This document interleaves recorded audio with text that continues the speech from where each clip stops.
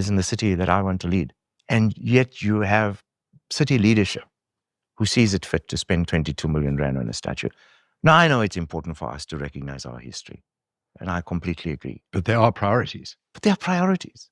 We have to fix what's broken first, because what people wanted since 1994 is a genuine, meaningful, real change.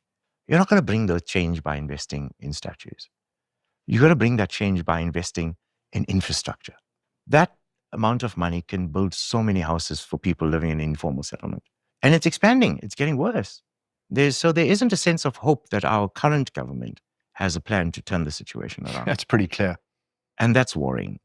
So people have a choice in this election. If they want to change the direction that our city is moving in, we're going to have to vote for the change that we want to see. And I think the message is getting across pretty clearly that the DA needs 51% to really get the job done, because wasting votes on tiny little parties who then have become kingmakers to get the DA from a 46, 47, 48 across to 51 is going to hamper the opportunity to fix the metro. You have some of those smaller parties in your metro. I'm so glad you raised this issue. In the last local government election, the ANC did not get 50%. They were short by about 10 or 12 seats or something. It was the small parties that actually voted with the ANC and put them back into power. So we've wasted another 5 years of our lives under this current government.